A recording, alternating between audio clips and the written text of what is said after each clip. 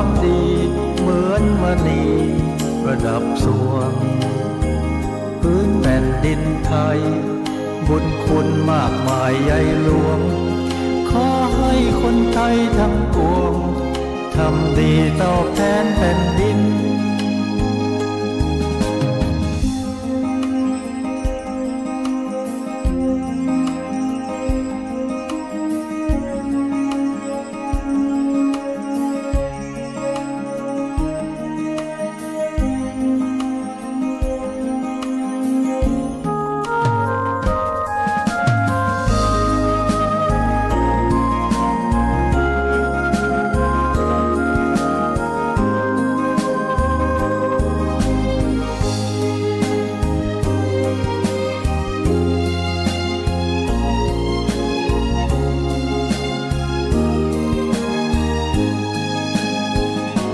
เสียสละ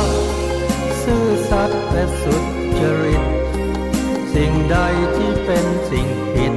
แม้เพียงนิดไม่คิดไกลไกล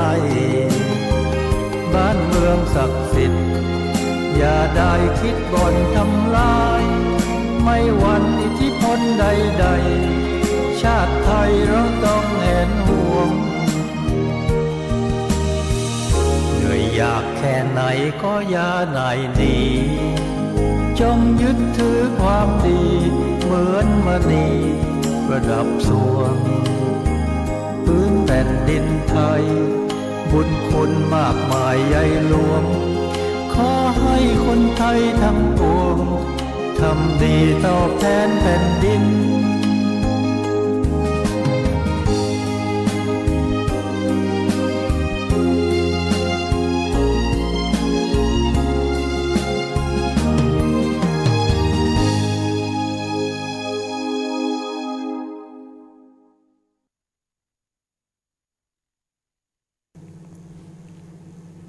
ครับสวัสดีครับท่านผู้ฟังที่เคารพทุกท่านครับท่านกำลังติดตามรับฟังรายการคณะกรรมการธรรมวิบาลจังหวัดแพร่พบประชาชนวันนี้ผมทนายภาคินชมพูพันธ์รองประธานกรรมการธรรมวิบาลจังหวัดแพร่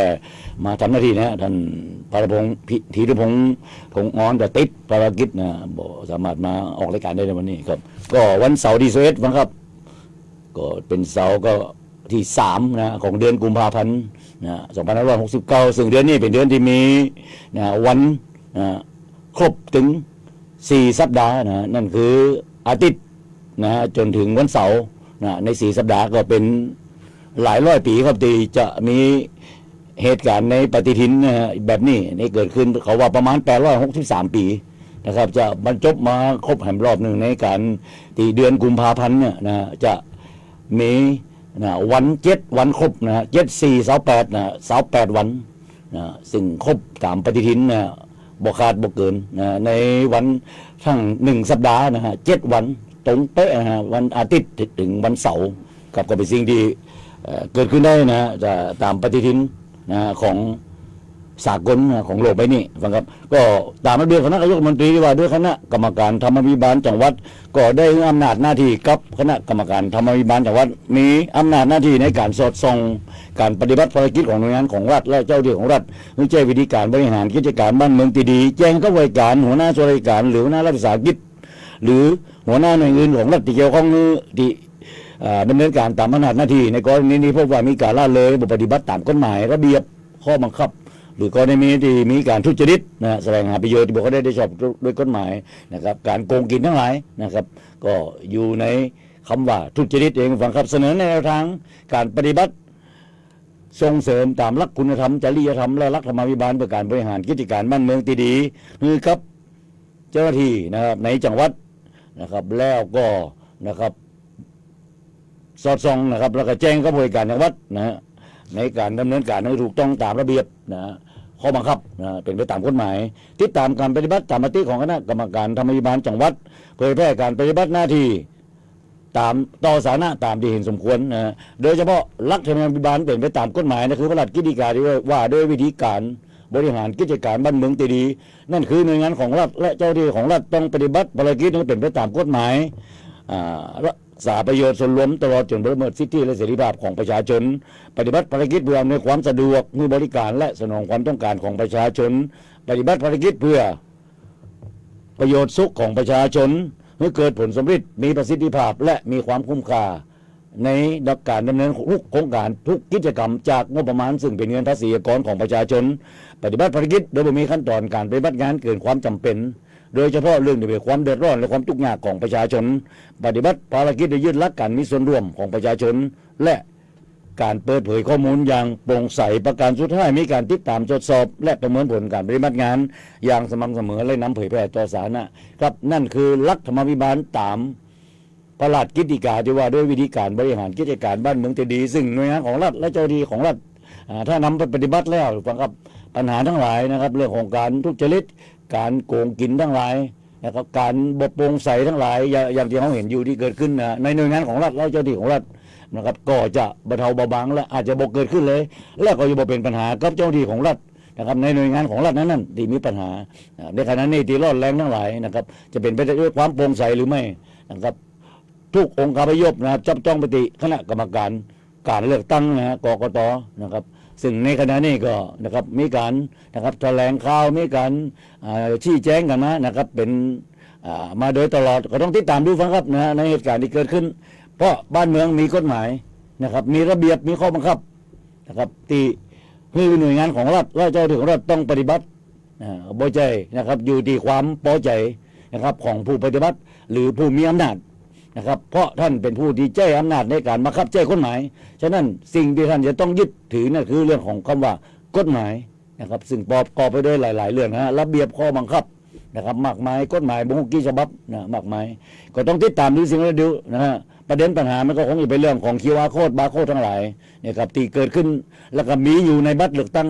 นะครับตรงนี้นะครับมันเป็นความลับหรือไม่เป็นประเด็นเองครับก็คือเลือกตรงแน่นอนครับเจ้าของสิทธิ์เจ้าของเสียงพี่น้องชาวบ้านนะครับที่มีสิทธิ์เลือกตั้งมีชื่ออยู่ในบัญชีผู้มีสิทธิ์เลือกตั้งนะครับเขาไปใช้สิทธิ์ของท่านนั่นคือการเลือกตั้งโดยตรงนะครับเขาไปกากบาทนะครับจากการบัตรดีหรือบัตรเสียเป็นสิทธิ์ของท่านอย่าบประสงค์ลงคะแนนก็เป็นสิทธิ์ของท่านนั่นคือทางตรงแต่และนะครับต้องประกอบด้วยแหมอย่างหนึ่งจะขาดบ่ได้เลยเมื่อทางตรงแล้วและลับคำว่าลับตามพจนานุกรมของประเทศไทยของเรานะครับก็น่าจะชัดเจนนะครับคำว่าลับก็คือจะต้องบ่มีไข่หู้เลยนะครับคนตีหู้ได้ก็คือเจ้าของคนนั่นเองตีหู้นะครับแม้กระทั่งคนใกล้ชิดนะครับอยู่ในครอบครัวอยู่ในบ้านเดียวกันก็บ่สามารถจะยกหู้ได้นะครับยิ่งถ้านอกบ้านเขาไปแล้วยิ่งไปคนอื่นนะครับยิ่งนะครับเป็นสิ่งที่ไก่ตัวไปอย่างที่จริงมันคงบ่ใจมันจะเป็นลับไปได้เลยถ้าคนไก่ตัวเขายังหู้เลยนะสิ่งเหล่านี้ผมก็ด้วยสามัญสำนึกก็น่าจะชัดเจนในสิ่งเหล่านี้นะครับสังคมไทยเขานะครับบางครั้งตะแบงในสิ่งที่เกิดขึ้นนะครับโดยที่คิดว่าการที่ตัวเองทำนะครับโดยที่ว่าคนอื่นจะหู้หรือบ่หู้เนี่ยก็พยายามตีความเข้าข้างตัวเองนะครับถ้าหากตัวเองเสียผลประโยชน์นะครับก็พยายามที่ออกมาปกป้องผลประโยชน์ของตัวเองนะครับยกตัวอย่างง่ายๆฟังครับฉะนั้นเราต้องยอมรับในกฎกติกาในสิ่งเหล่านี้นะครับคนที่มีสอบได้หรือสอบตกทั้งหลายนะครับคนสอบได้อาจจะบ่พอใจนะครับในการที่มีการตีความในเรื่องของคำว่าลับแต่คนที่เกือบได้นะครับอาจจะในคิดว่าน่าจะเกิดความชัดเจนและโปร่งใสแพ้ชนะเป็นเรื่องปกติฟังครับเป็นกฎกติกาหู้แพ้หู้ชนะหู้อภัยแต่การดำเนินการถ้าหากกีฬาประเภทหนึ่งที่มีการแข่งขันกีฬากรรมการบ่เป็นกลางอยู่แล้วฟังครับ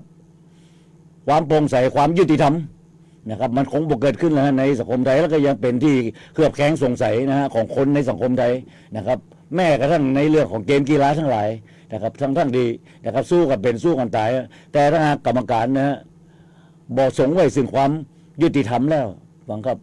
นะครับไปเข้าข้างฝ่ายใดฝ่ายหนึ่งผมก็มองว่านั่นคือความยุติธรรมความบ่ยุติธรรมเองฟังครับสิ่งที่เกิดขึ้นก็คงติดตามสิ่งเหล่านี้ดูฟังครับกันน่าจะแล้วเนี่ยก็มีนะครับหลายองค์คาพยพหลายบุคคลที่ยื่นไปคือผู้ตรวจการแผ่นดินนะครับในการที่จะเข้าสู่ช่องทางของศาลรัฐธรรมนูญปี2560นี่เองฟังครับต้องติดตามครับว่าถ้าศาลรัฐธรรมนูญนะครับเห็นเป็นที่ทางใดก็คงจะไปข้อยุตินะครับเพราะคำวินิจฉัยคำพิพากษาของศาลรัฐธรรมนูญผูกพันครับทุกองค์กรนะครับในประเทศไทยของเราและก็ทุกองค์กรต้องปฏิบัติตามก็ต้องติดตามดูครับแต่เหตุการณ์ที่เกิดขึ้นมันก็พอจะเรียบเคียงได้ถ้าหากโดยใจสามัญสำนึกในการที่พิจารณาดู ก็คงจะชัดเจนนะในสิ่งที่เกิดขึ้นนะครับผู้ผู้รู้ทั้งหลายมากมายก็ออกมานะครับในการที่มาฮือข้อคิดข้อเสนอแนะก็คงจะต้องทิ้งได้คำว่าอาจจะนะครับเพราะสิ่งที่ตัดคำว่าอาจจะคงจะมาจากคำวินิจฉัยของศาลรัฐธรรมนูญเองนะครับติดตามในสิ่งที่เกิดขึ้นเขาอาจจะต้องมีการเลือกตั้งไหมหรือไม่นะครับใน400เขตเลือกตั้งนะครับและก็บัตรบัญชีรายชื่อนะครับแหม100 คนนะครับตีจะต้องมีการเลือกตั้งไหมน่าจะติดตามสิ่งเหล่านี้ดูครับถ้าหากจะโทษวันนี้คงจะต้องโทษ QR code โทษสแกมเมอร์นะฮะคงจะโทษตัวบุคคลไม่ได้ถ้าโทษตัวบุคคลฟังครับกับคนที่ต้องดำเนินการรับผิดชอบน่าจะเป็นคณะกรรมการการเลือกตั้งตึงเจ็ดเสือรวมทั้งผู้บริหารระดับสูงของคณะกรรมการการเลือกตั้งนะครับในส่วนของนะครับคนที่นอกเหนือจากนั้นไปกปนนะคณะกรรมการประจำหน่วยเลือกตั้งถ้าคำวินิจฉัยของศาลรัฐธรรมนูญเป็นที่สุดนะครับคำว่าตัวบุคคลนะครับรับผิดชอบก็คงจะมีเฉพาะในส่วนของบอร์ดเฉพาะส่วนบนนะถึงมดตัวเด็กนะนั่นคือสิ่งที่ต้องมีคนรับผิดชอบเป็นสิ่งที่เกิดขึ้นแต่ผู้ปฏิบัตินะครับตามผู้สั่งการมานะฉะนั้นคนที่รับผิดชอบคือผู้สั่งการนะในสิ่งที่เกิดขึ้นเขาต้องติดตามดูครับกับงบประมาณที่เอามาใช้ในการเลือกตั้งในครั้งนี้นะ8 กุมภาพันธ์ 6,000 ถึง 7,000 ล้านบาทที่เป็นงบประมาณแผ่นดินถ้าจะต้องมีการเลือกตั้งใหม่จะต้องมีคนรับผิดชอบในการเลือกตั้งที่ผ่านมาเมื่อวันอาทิตย์ที่8 กุมภาพันธ์ 2569หรือไม่และนะครับในส่วนของรัฐเองเขาจะต้องนะครับกำหนดเรื่องของงบประมาณ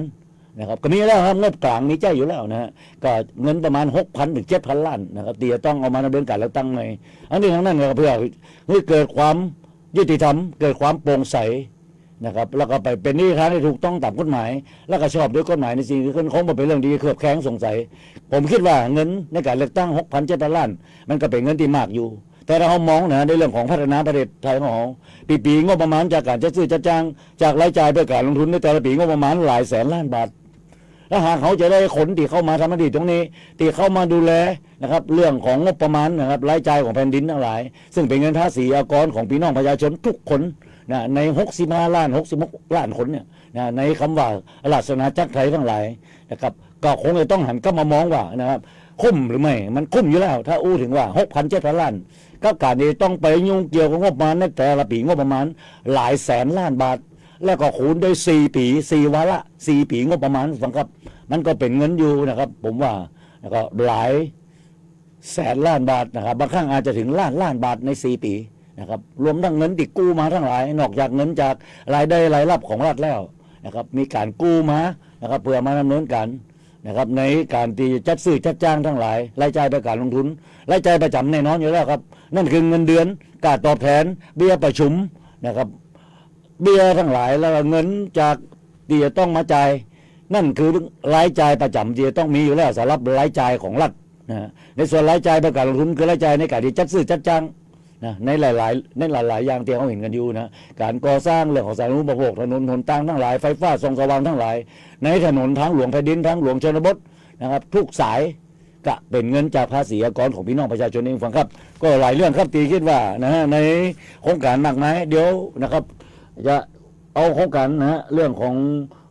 โครงการในจังหวัดแปรของเรานะครับซึ่งคณะกรรมการนโยบายจะลงพื้นที่ไปนะในวันพุธที่25 กุมภาพันธ์ที่จะถึงนี้นะจะลงพื้นที่ไปเพื่อจะลงไปสอดส่องในงบประมาณปี2569ก็เป็นโครงการพัฒนา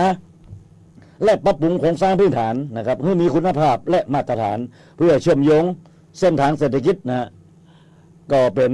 หน่วยงานที่รับผิดชอบก็คือ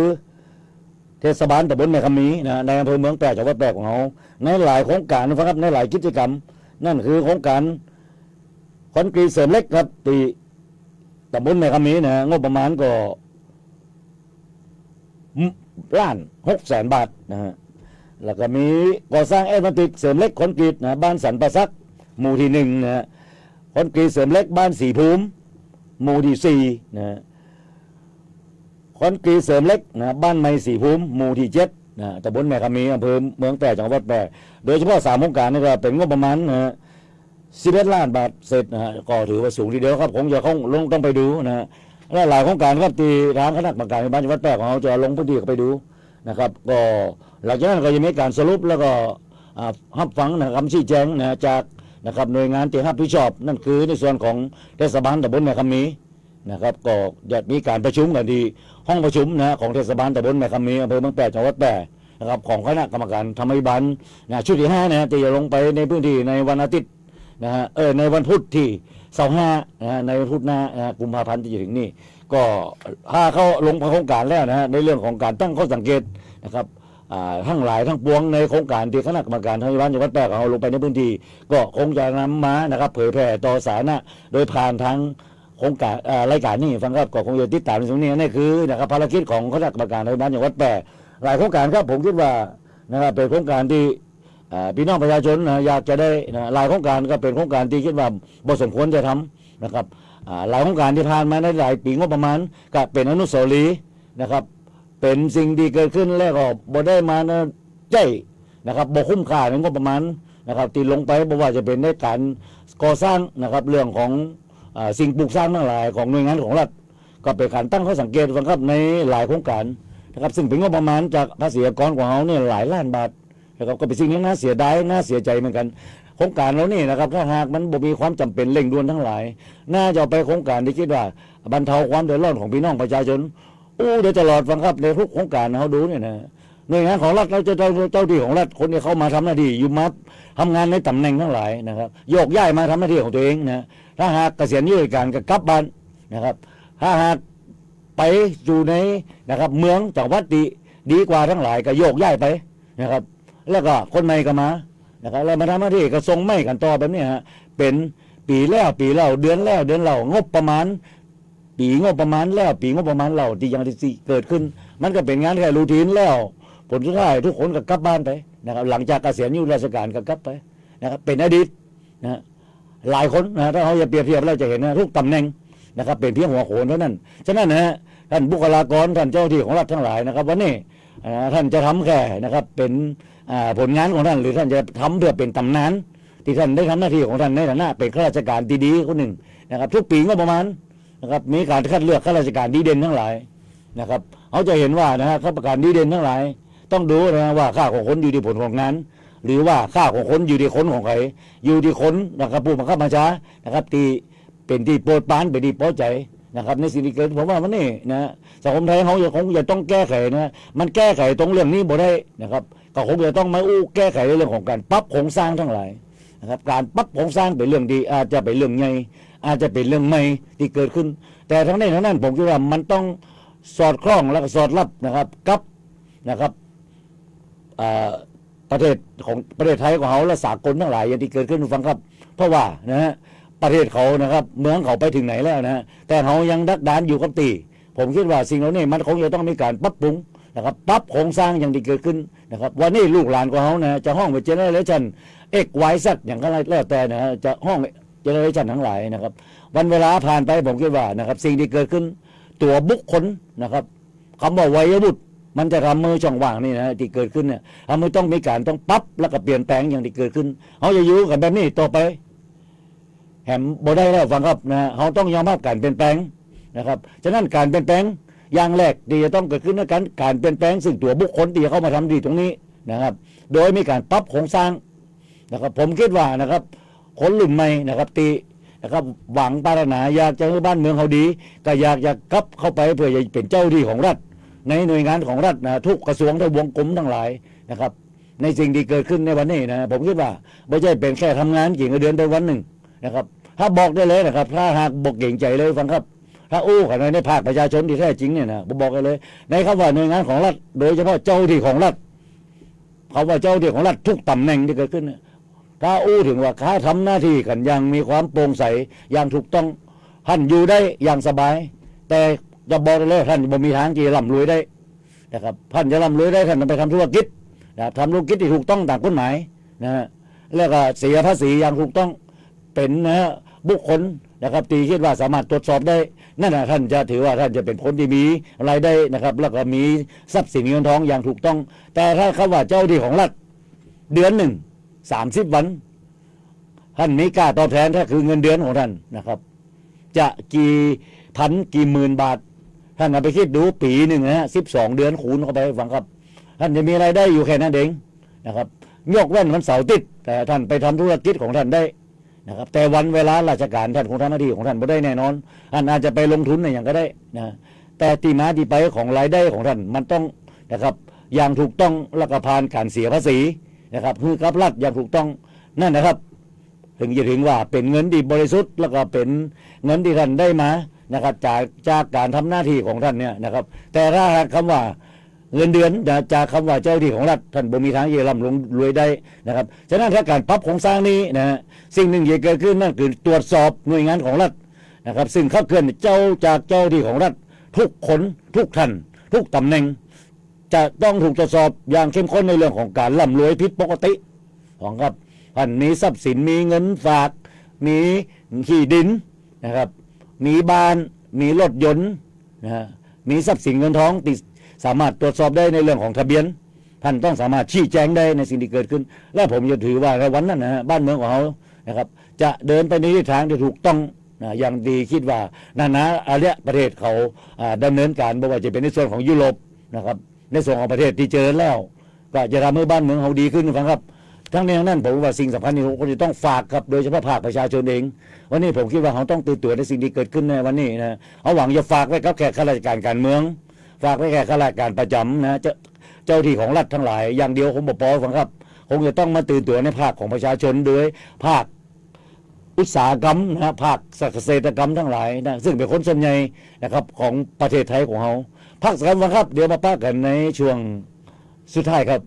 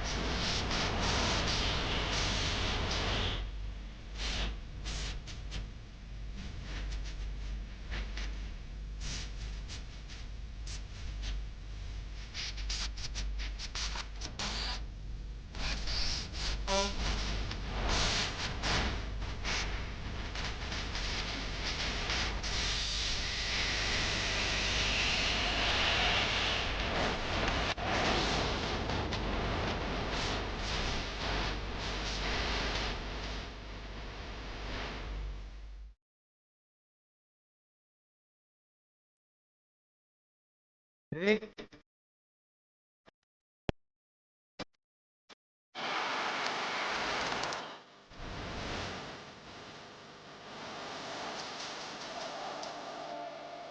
้ายางแก่สุดโทรมเสียหายมีผลผลิตน้อย การยางแห่งประเทศไทยสนับสนุนปลูกแตนด้วยยางพันธุ์ดีไร่ละ 20,000 บาท และปลูกแตนด้วยพืชอื่นไร่ละ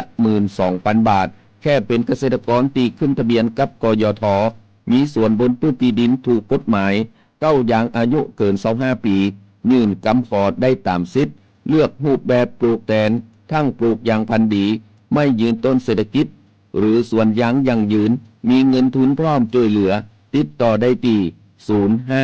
054-069-605 การยางแห่งประเทศไทยจังหวัดแพร่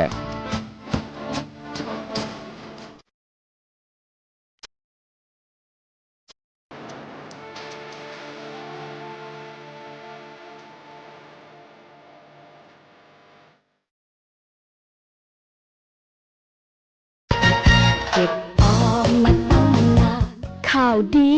สำหรับคนอยากมีบ้านธนาคารอาคารสงเคราะห์มีสินเชื่อปลูกสร้างที่อยู่อาศัยบนที่ดินของตนเองอัตราดอกเบี้ยต่ำยื่นกู้ตั้งแต่3 มีนาคมถึง30 ธันวาคม 2568 อนุมัติและทำนิติกรรมภายใน 30 ธันวาคม 2568 ผ่อนสบายสูงสุด 40 ปี กรณีทำประกันสินเชื่อดอกเบี้ยเดือนที่ 1-6 0.89% ต่อปี และกรณีไม่ทำประกันสินเชื่อดอกเบี้ย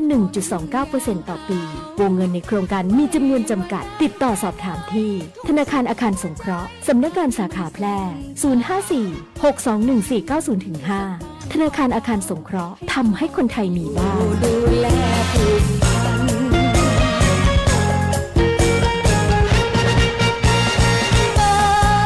นตาขวางเดินโซเซห่างตกลิ้นห้อยน้ำลายย่อยแม่นเลยเจ้าสัตว์เลี้ยงของท่านกำลังเป็นโรคพิษสุนัขบ้าเพื่อบ่ให้มีการสูญเสียชีวิตจากโรคพิษสุนัขบ้าเฮาผู้คนต้องเป็นส่วนหนึ่งในการเฝ้าระวังป้องกันควบคุมและบูรณาการร่วมกันกำจัดโรคพิษสุนัขบ้าให้หมดไปจากประเทศไทยและบ่ได้ลืมว่าสัตว์เลี้ยงลูกด้วยนมกูชนิดเป็นโรคพิษสุนัขบ้าเฮาต้องเฝ้าระวังสัตว์ปลอดโรคขนปลอดภัยจากโรคพิษสุนัขบ้าครับฟังครับกลับเข้ามารายการคณะกรรมการบ้านจังหวัดแพร่พบประชาชนครับก็เป็นในช่วงสุดท้ายฟังครับก็หลายเรื่องครับที่นำมาฝากเราฟังโดยเฉพาะนะครับภารกิจของคณะกรรมการทางพิบาลก็โดยเฉพาะเรื่องของการสอดส่องนะการคัดเลือกโครงการทั้งหลายนะครับจากหน่วยงานของรัฐและก็รัฐวิสาหกิจตัวเองฟังครับในเรื่องของนโยบายนะครับเร่งด่วนของรัฐบาลโดยเฉพาะโครงการนะที่คณะกรรมการทางพิบาลของเราได้คัดเลือกก็คือโครงการที่มีได้รับงบประมาณในการดำเนินงานที่สูงนะมีความเสี่ยงสูงนะในการดำเนินงานและก็ในความสำเร็จทั้งหลายแล้วก็ส่งผลกระทบกับพี่น้องประชาชนในวงกว้างหรือว่าดำเนินการในหลายพื้นที่นะนั่นคือนะครับหลักไงในการที่คณะกรรมการเขานำมาพิจารณาเรื่องของการลงเลือกนะในโครงการทั้งหลายที่สอดส่องลงไปในโครงการทั้งหลายนะครับโดยเฉพาะหลายโครงการครับที่ดำเนินการนะจากผ่านมาจากหลายๆโครงการโดยเฉพาะนะในปีงบประมาณ2569นะครับในส่วนของคณะกรรมการในบ้านเขาก็ได้มีการคัดเลือกโครงการโดยเฉพาะแผนปฏิบัติราชการประจำปีของจังหวัดแพร่นะครับนั่นคืองบนะครับของผู้ว่าการจังหวัดเองนะครับก็ได้มีการคัดเลือกไว้5โครงการใน8กิจกรรมในส่วนของงบประมาณจากกลุ่มจังหวัดภาคเหนือตอนบนก็จำนวน1โครงการ1กิจกรรมแล้วก็เป็นโครงการที่ใหญ่นะในวงเงินหลายล้านบาทและโครงการงบประมาณเงินอุดหนุนเฉพาะกิจขององค์กรปกครองส่วนท้องถิ่นที่ได้รับการจัดสรรจากกรมส่งเสริมปกครองส่วนท้องถิ่นในปีงบประมาณ2569ที่จัดสรรนี่ครับในส่วนของอบตเองก็ประมาณ11โครงการนะครับในส่วนของโครงการส่งเสริมการกระจายอำนาจนะครับการปกครองส่วนท้องถิ่นในปีงบประมาณ2569ก็ที่จัดสรรนะครับในส่วนของเทศบาลเมืองแพร่เทศบาลตำบลต่างๆรวมทั้งงบประมาณที่ขอตรงจากสำนักงบประมาณนะครับทุกวันนี้ก็ขอตรงจากสำนักงบประมาณได้นะจากในส่วนของเทศบาลเองนะสามารถจะของบนะครับจากสำนักงบประมาณตรงได้นะครับซึ่งอาจจะเป็นงบประมาณที่มีวงเงินสูงในโครงการที่จ่ายเงินงบประมาณในวงเงินที่สูง ในเรื่องโครงการของส่วนราชการที่ดำเนินการในจังหวัดนะนั่นคืองบฟังก์ชันก็ได้คัดเลือกไว้ในโครงการนะเรื่องโครงการนี้น่าจะติดตามฟังครับก็คือโครงการนะครับการก่อสร้างหน่วยสถานศูนย์ราชการของจังหวัดแพร่ของเราซึ่งจะได้ทราบนะครับนี่นะฮะก็นะครับผู้รับว่าจ้างผู้รับเหมานะครับทิ้งงานไปแล้วฟังครับจากการได้โดนปรับนะวันละ500,000 กว่าบาทนะครับประมาณ510,000 บาทเนี่ยนะก็ทิ้งงานนะครับก็ถือว่าจบนะฟังครับตอนนี้ก็คงจะต้องมาดำเนินการกันไหมนะครับมาทำเรื่องของPORไหมนะครับว่าจะต้องแจ้งงบประมาณแห่งตรงไหนแล้วก็บอกหูนะว่าโครงการนี้จะเริ่มต้นแห่งได้ไม่ได้คงต้องรงบประมาณในปีงบประมาณใหม่อาจจะเป็นงบประมาณในปี2570 71 72หรือไม่นะคงจะต้องติดตามดูฟังครับก็เป็นจีน่าเสียดายแล้วก็น่าเสียใจครับโอกาสทั้งหลายนะทั้งที่สถานที่นะครับก็มีปัญหามาโดยตลอดผลสุดท้ายก็กลับมามีปัญหาครับเรื่องของผู้รับจ้างนะครับผู้รับว่าจ้างผู้รับเหมานะครับจากการที่งานไปนะครับก็คงจะเป็นอนุสาวรีย์อยู่นะในหลายปีนะครับในหลายปีงบประมาณที่จะต้องมีการเริ่มดำเนินการก่อสร้างใหม่อย่างที่เราเห็นกันอยู่นะครับก็คงจะต้องติดตามจริงแล้วนี่ดูครับว่านะนี่คือนะครับศูนย์ราชการจังหวัดแพร่ซึ่งไปอยู่ในนะฮะเส้นทางรองนะครับเส้นทางที่ไปเจอเส้นทางลักไปเจอทางหลวงแผ่นดินนะไปอยู่ในเส้นทางทางหลวงชนบทนะครับเข้าไปอยู่ใกล้ๆครับห่างจากคำว่าวนอุทยานแพร่เมืองผีนะไปแห่งบกกิโลนะครับในสิ่งที่เกิดขึ้นนั่นคือที่ศูนย์ราชการจังหวัดแพร่แอนดี้จะเป็นหน้าเป็นตานะครับมาอยู่ในหน้าถนนทางหลวงแผ่นดินนะครับบอกว่าจะไปในเส้นทางไหนนะครับจะขาล่องหรือขาขึ้นนะครับหรือจะไปอยู่ในต่างอำเภอนะครับนอกจากอำเภอเมืองแล้วไปอำเภอล่องกวางอำเภอ2ก็ได้ฟังครับแม้กระทั่งมาทางอำเภอสูงเม่นหรืออำเภอเด่นใจก็ได้นะนั่นคือทางหลวงแผ่นดินซึ่งถึงแต่ว่าเป็นทางลักทั้งหลายที่เกิดขึ้นแต่ผลสุดท้ายก็ข้อเอานะตีทางหลวงชนบทนะครับอยู่ทางไปพระนอุทยานแพร่เมืองผีนะครับก็นี่ฮะนี่คือวิสัยทัศน์นะสิ่งที่เกิดขึ้นบ่ได้มองว่าวันข้างหน้านะครับความเจริญข้างหน้าทั้งหลายบอกว่าถ้าศูนย์ราชการไปแล้วนะความเจริญจะไปหาแต่ความเป็นจริงแล้วนะครับลักจริงๆแล้วนะครับซึ่งถือว่าเป็นหน้าเป็นตานะครับท่านจะเห็นนะแทบจะทุกจังหวัดนะครับเขาก่อสร้างศูนย์ราชการที่ทำการของผู้ว่าราชการจังหวัดนะศูนย์ราชการจังหวัดนะครับอยู่ในทางหลวงแผ่นดินดูได้ใกล้ๆง่ายๆครับเพราะว่าจะเป็นจากจังหวัดลำปางจังหวัดลำพูนนะติดป่าทั้งหลายมากมายแต่ก็เป็นทางหลวงแผ่นดินนะทางหลวงแผ่นดินที่11นะครับอย่างที่เราเห็นกันอยู่แล้วก็ในส่วนของลำปางก็หน้าก็เป็นทางหลวงแผ่นดินที่11เหมือนกันนะอันนี้เป็นสิ่งที่เปรียบเทียบนี่เห็นนะถึงวิสัยทัศน์นะครับของผู้นำผู้บริหารเจ้าที่ของรัฐระดับสูงอย่างที่เกิดขึ้นฟังครับมีการมีการเชียร์กันไปทั้งหลายนะครับในส่วนกลางก็คงจะต้องนะครับฟังความคิดเห็นจากในส่วนของเจ้าของพื้นที่อยู่แล้วนะอย่างที่เกิดขึ้นมีงบประมาณเนอะนะครับแต่สถานที่ก็คงจะแล้วแต่ละผู้นำที่เข้ามาบางครั้งเข้ามาทำงานนะครับในช่วงวาระหนึ่งของท่านเองนะครับโยกย้ายไปนะครับไปสู่จังหวัดใหม่จังหวัดดีขึ้นจังหวัดใหญ่ขึ้นนะครับขึ้นมานะครับรับตำแหน่งใหม่นะครับมาเอาตำแหน่งใหม่ที่จังหวัดแพร่ของเขานะครับหลายคนมาทำงานแรกก็มาขอเกษียณอายุราชการ60 ปีบริบูรณ์ทีนี้เนี่ยนี่สิ่งที่เกิดขึ้นในจังหวัดแพร่ของเขาเขาคงจะต้องติดตามในสิ่งเหล่านี้ดูนะครับว่าสิ่งที่เกิดขึ้นทั้งหลายมันปีแล้วนะฮะงบประมาณปีแล้วยังไม่เห็นกันอยู่ตัวบุคคลนะฮะก็มีการสลับซับเปลี่ยนกันไปโยกย้ายกันไปเกษียณอายุราชการกันไปนะครับกลับไปอยู่บ้านก็เป็นแค่อดีตนะที่หัวโขนไว้ทั้งหลายยังไม่เห็นกันอยู่นะนี่คือสัจธรรมที่เกิดขึ้นก็หวังว่านะครับผลงานของท่านทั้งหลายจะไปที่ประจักษ์หรือไม่ก็ต้องติดตามดูท่านจะสร้างผลงานนะครับ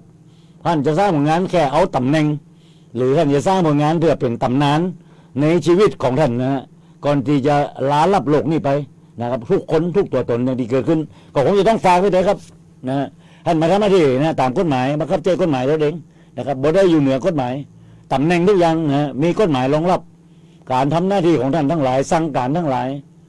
นะครับก็มีกฎหมายรองรับถ้าทำในสิ่งที่บ่ถูกต้องบ่โปร่งใสผิดกฎหมายนะครับท่านก็ต้องรับผิดชอบในสิ่งที่เกิดขึ้นนะมีศาลมากมายเกิดขึ้นนะในยุคนี้พศนี้ฟังครับบ่ใช่มีเฉพาะศาลอาญาบ่ใช่มีเฉพาะศาลจังหวัดบ่ใช่มีเฉพาะศาลอุทธรณ์ศาลฎีกาหรือว่าในมีศาลอาญาคดีทุจริตประพฤติมิชอบนะศาลปกครองนะครับรวมไปถึงในหลายศาลครับที่เกิดขึ้นในประเทศไทยของเรา นะครับท่านเลือกเขานะครับโดยเฉพาะนะครับเจ้าที่ของรัฐทั้งหลายถ้าท่านกระทำความผิดวันนี้บ่ได้ขึ้นในศาลของประชาชนแล้วครับไปขึ้นศาลอาญาคดีทุจริตและประพฤติมิชอบแล้วครับตอนนี้นะอย่างที่เขาเห็นกันอยู่นะฮะแม้กระทั่งนักการเมืองเองทั้งหลายข้าราชการทั้งหลายนะครับทุกวันนี้นะครับก็ต้องไปขึ้นศาลอาญาคดีทุจริตและประพฤติมิชอบอย่างที่เกิดขึ้นนะก็เขาจะติดตามนะสิ่งเหล่านี้ดูว่าค่าของคนอยู่ที่ผลของงานนะครับแล้วก็ได้ทำงานด้วยความซื่อสัตย์โปร่งใสนะครับตรวจสอบได้เงินทุกบาททุกสตางค์เป็นเงินภาษีอากรของพี่น้องประชาชนนะผู้ของการนะมีหน่วยงานที่นะครับเข้าไปในการที่จะกำกับดูแลนะสอดส่องมีเจ้าที่มากมายในการที่เขาไปทำหน้าที่มีปปชมีปปทมีสตงมี DSI นะครับในการที่ไปทำหน้าที่ในการตรวจสอบแต่ยังเราเห็นอยู่ครับบางครั้งนะครับหน่วยงานเหล่านี้ก็เป็นหน่วยงานของรัฐเป็นเจ้าที่ของรัฐที่ขับเคลื่อนนะครับกินเงินเดือนภาษีอากรของพี่น้องประชาชนแล้วก็เป็นเจ้าที่ของรัฐแล้วก็ไปตรวจสอบเจ้าที่ของรัฐท่านดูว่าบางครั้งมันมาตรฐานมันจะเป็นยังไงครับบางครั้งนะครับมานั่งประชุมกันทั้งหลายก็เห็นหน้ากันอยู่นะครับแหมคนเนี่ยเป็นคนที่ทำหน้าที่นะครับตามหน้าที่ทั้งหลายที่ได้รับมอบหมายที่ได้กำหนดไว้นะตามกฎหมายแหมหน่วยงานหนึ่งก็เจ้าที่ของรัฐเหมือนกันก็ไปเป็นในการที่จะตรวจสอบนะว่ากระทำความผิดทำถูกต้องตามระเบียบตามกฎหมายหรือไม่ยังไงก็อยู่ผมถึงว่าวันนี้นะที่ยงมาตรงนี้บอกว่าการปรับโครงสร้างเป็นสิ่งที่ต้องทำฟังครับการเป็นหน่วยงานอิสระที่แท้จริงมันต้องเป็นอิสระอย่างแท้จริงนะครับเอาอย่างประเทศจีนนะครับอย่างที่เกิดขึ้นนะเขาดำเนินการเขาจะมีหน่วยงานที่อิสระการดำเนินของการทั้งหลายเขาจะปิดจื่อปิดตำแหน่งทั้งหมดนะแล้วก็พฤติการข้อที่จริงทั้งหลายเป็นแบบนี้เนี่ยเขาฟันธงว่าพิษเนี่ยนะถ้าเปิดมาเนี่ยนะจะแม้กระทั่งจะเป็นคนใกล้ชิดคนในครอบครัวหรือเป็นญาติสนิทมิตรสหายก็คงบ่ละเว้นครับในสิ่งที่เกิดขึ้นและบ้านเมืองเขาจะดีขึ้นนะบ้านเนี่ยเขาจะบ่สามารถก้าวข้ามในประเทศไทยของเขาในระบบอุปถัมภ์นะครับยังเกิดขึ้นอย่าง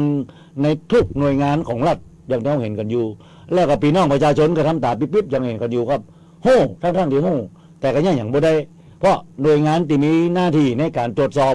ในการดำเนินการนะครับก็บดำเนินการอย่างที่คนจะเป็นนะฮะก็เกียร์ว่างเนี่ยนะครับ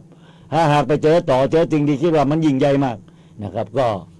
ซื้อเวลานะยังไงก็อยู่ซื้อเวลาแต่ก็เพิ่งหมดไปแล้วในวันที่ตัวดำรงตำแหน่งอยู่อย่างน้อยนะครับซื้อเวลาหนึ่งได้โยกย้ายออกไปนะครับจากหน่วยงานนั่นจากจังหวัดนั่นนะแล้วก็บางครั้งก็รอจนเกษียณอายุราชการรอให้ครบ30 กันยาแล้วก็เราให้คนใหม่มาทำหน้าที่นะตรงนี้ฟังครับแล้วก็ดึงเกมยาวกันไปเขาจะเห็นนะว่าคดีทุจริตทั้งหลายมีการร้องนะปปชปปททั้งหลายนะครับมีการรับคำร้องให้ดำเนินการแต่กว่าคดีนะครับจะคืบจะได้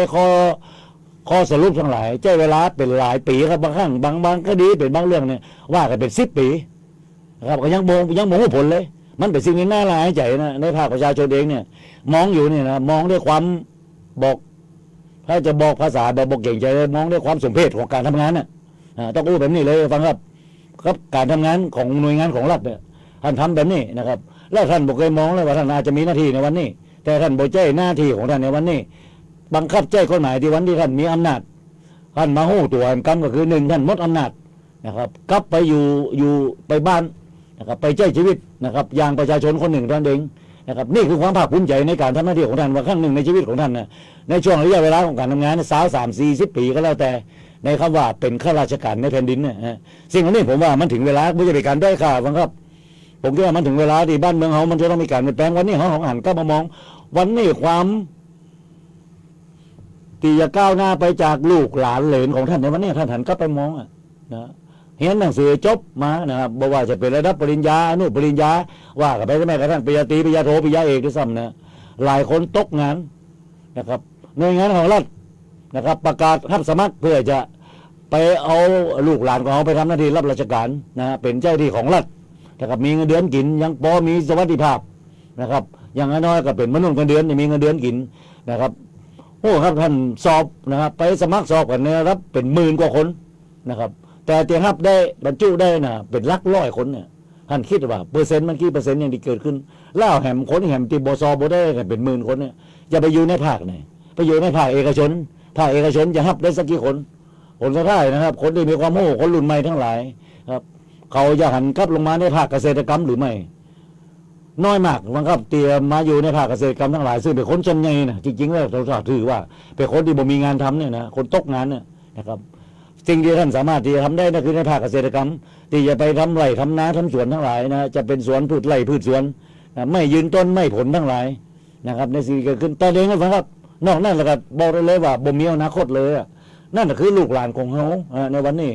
ผมคิดว่าหน่วยงานของรัฐในวันนี้ท่านคงจะต้องหันกลับมามองว่านะครับโดยเฉพาะไอ้ข้าราชการการเมืองทั้งหลายเนี่ยนะข้าราชการเมืองเนี่ยครับแย่งอำนาจกันทั้งหลายเขาไปทำหน้าที่ในช่วงแค่48 เดือนเนี่ย4 ปีเนี่ยฟังครับไปทำหน้าที่ของท่านนะครับไปกำหนดนโยบายนะครับไปกำหนดเรื่องของงบประมาณปีงบประมาณหนึ่งนะครับหลายแสนล้านบาทหลายหมื่นล้านบาทอย่างที่เขาเห็นกันอยู่นะครับไปกำกับดูแลนะครับกระทรวงกรมนะครับส่งมาถึงในระดับจังหวัดอำเภอแล้วก็หลังจากนั้นก็จากไปนะครับ48 เดือนนะยิ่งที่เกิดขึ้นตอนเขาไปทำหน้าที่ก่อนทำหน้าที่เนี่ยก็ไปไหว้ขอนะครับคะแนนเสียงทั้งหลายยังเห็นอยู่ฟังครับแต่พอได้ไปทำหน้าที่แล้วก็ยังที่เขาเห็นกันอยู่ฟังครับก็ไปจับมือกันว่าจะตั้งอย่างนั้นจะยี่ทั้งหลายนะผมคิดว่าประชาชนเนี่ยถือว่า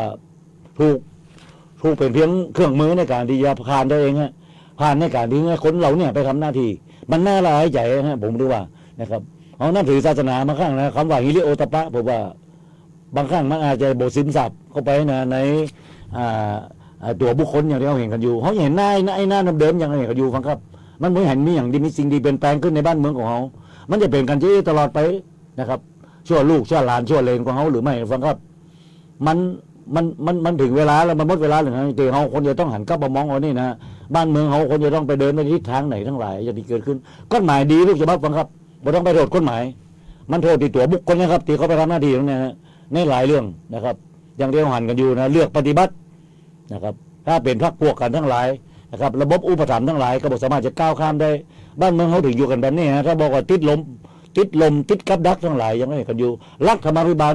นะครับที่อู้กันโดยตลอดไปรักที่ดีนะครับสโลแกนทั้งหลายในหน่วยงานของรัฐมากมายเราเหมือนแต่ท้องถิ่นนะบอกว่าจะเป็นในระดับอบตระดับอบจระดับเทศบาล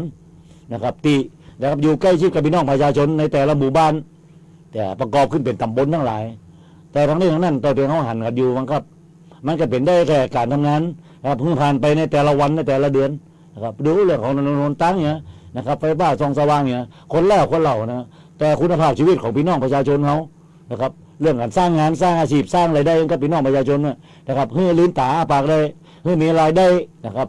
ในแต่ละเดือนตีปออย่าประทังชีวิตตัวเองได้เพื่อปอมีรายจ่ายเดี๋ยวต้องจ่ายแน่นอนบอกว่าจะเป็นค่าอินเทอร์เน็ตค่าน้ำประปาค่าไฟฟ้า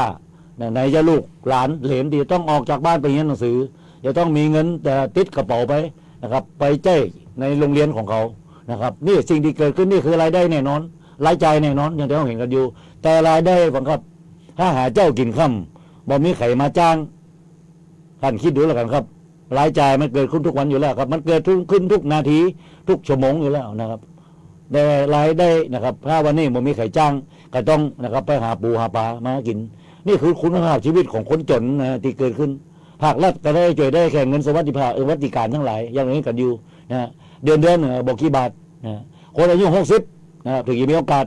ที่จะได้600 บาทนะ70ได้700 บาท80ได้800 บาท90ขึ้นไปถึงจะได้1,000 บาทฟังครับนี่คือความสิ่งที่เกิดขึ้นในภาคประชาชนนะครับยังในส่วนของภาคราชการนะยังมีเงินบำนาญนะครับที่ทำรับราชการหลังจาก60 ปีบริบูรณ์หรือลาออกก่อนอายุ60 ปีรัฐก็ยังให้เงินเดือนของท่านเป็นเงินบำนาญยังเห็นกันอยู่ก็ยังอย่าปอประทังไปได้นะซึ่งคงยังมีอยู่หลายพันหลายหมื่นบาทนะครับจากการทำงานมาตลอดชีวิตของรับราชการนะก็คนเป็นคนส่วนใหญ่ของประเทศนี่นะฟังครับคนส่วนใหญ่ของประเทศนี่ผมถึงบอกนะฮะ65 ล้านคนเนี่ยอยู่ในภาคราชการประมาณรัฐวิสาหกิจด้วยผมเมื่อเลยประมาณบวกเกิน5 ล้านคนเองครับแล้วก็คนเห็น60 ล้านคนเนี่ยอยู่ในภาคอุตสาหกรรมนะครับก็คิดว่าภาคอุตสาหกรรมก็ยังพอมีเงินประกันสังคมอยู่แต่คนที่บ่ได้อยู่ในภาคอุตสาหกรรมจากโรงงานจากการทำงานเป็นลูกจ้างเป็นนายจ้างทั้งหลายอย่างที่เกิดขึ้นเนี่ยฟังครับบอกเข้าสู่ในระบบประกันสังคมเนี่ยคนเราเนี่ยเป็นคนบ่ต่ำกว่า40-50 ล้านคนน่ะอยู่ในภาคเกษตรกรรมที่หาเจ้ากินค่ำท่านฟังครับบ่มีแผ่นดินของตัวเองในการที่มาทำมาหากินได้บ่มีที่ดินของตัวเองด้วยซ้ำ ต้องไปเจ้าที่ดินของคนรวย หวังมาทำไรทำนาทำสวนยังเห็นอยู่ วันนี้ผมว่า เขาต้องมาตื่นตัวและตื่นหูในสิ่งวันนี้เขาคิดว่าเขาจะทำจะไรครับบ่ใจปล่อยให้เป็นแบบนี้ไปนะครับ ตลอดชีวิตผ่านไปคนแล้วคนเราชั่วลูกชั่วหลานอย่างนั้นเห็นกันอยู่ไอ้คนเฒ่าคนแก่ก็จากโลกนี้ไปนะครับใบมรณบัตรออกคนรุ่นลูกรุ่นหลานก็ขึ้นมาแล้วก็ภาคการเมืองภาคของรัฐเองภาคราชการภาคหน่วยงานของรัฐเอง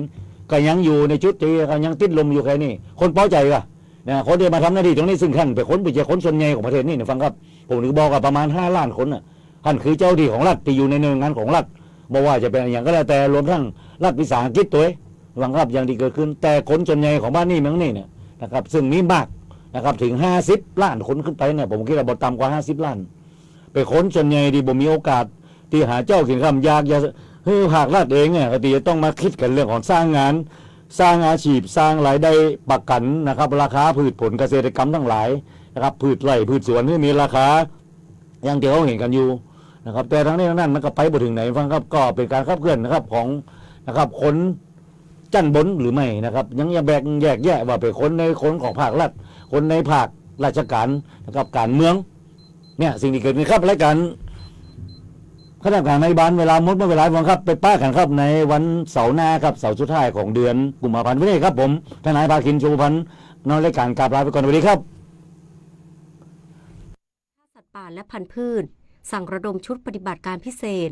ดับไฟป่าทั่วประเทศคุมเข้ม14 กลุ่มป่าเป้าหมายกองทัพภาคที่ 2 ยืนยันฝ่ายไทยไม่มีการใช้อาวุธปืนกระทำต่อกำลังพลฝ่ายกัมพูชาบริเวณช่องอ่านม้าบรรดาแกนนำพรรคเดโมแครตแสดงความชื่นชมที่ศาลสูงสุดสหรัฐมีคำตัดสินให้ยกเลิกมาตรการภาษีศุลกากรกับคู่ค้าทั่วโลกของผู้นำสหรัฐการแข่งขันฮอกกี้น้ำแข็งชิงแชมป์โลกรุ่นอายุไม่เกิน18 ปีที่ประเทศบอสเนียทีมชาติไทยคว้าแชมป์ดิวิชั่น 3 ได้สำเร็จต่อไปเป็นรายละเอียดของข่าวสถานีวิทยุกระจายเสียงแห่งประเทศไทยขอเสนอสารคดีเทิดพระเกียรติสมเด็จพระนางเจ้าสิริกิติ์พระบรมราชิ